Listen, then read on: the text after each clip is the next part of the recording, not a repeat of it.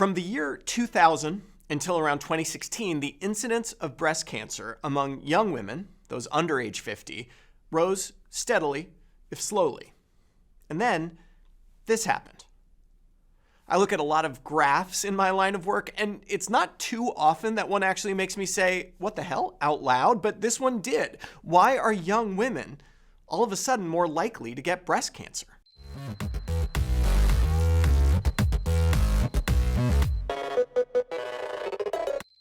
The graph comes from this paper appearing in JAMA Network Open. Researchers from Washington University in St. Louis utilized SEER registries to conduct their analyses. SEER is a public database from the National Cancer Institute, which covers around 27% of the US population. It has a long track record of statistical backbone to translate the data from SEER to numbers that are representative of the population at large. From 2000 to 2019, more than 200,000 young women were diagnosed with primary invasive breast cancer in the dataset, and I've already given you the top-line results. Of course, when you see a graph like this, the next question really needs to be why?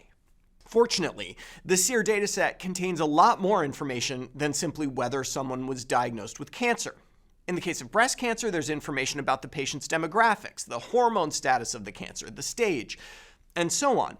Using those additional data points can help the authors, and us, start to formulate some hypotheses as to what's happening here.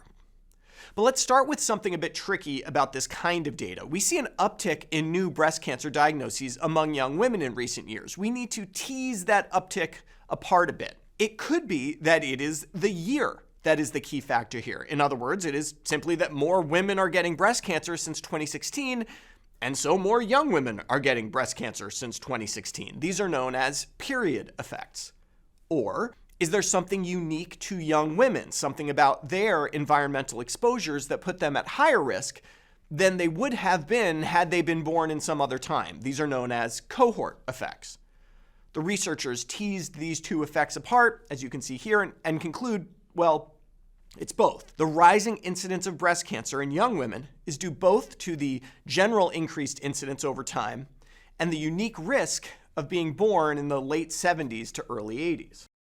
Stage of cancer at diagnosis can give us some more insight into what's happening. These results are pretty interesting. These higher cancer rates are due primarily to stage 1 and stage 4 cancers, not stage 2 and stage 3 cancers. The rising incidence of stage 1 cancers could reflect better detection, though many of the women in this cohort would not have been old enough to qualify for screening mammograms. That said, increased awareness about genetic risk and family history might be leading younger women to get screened, picking up more early cancers.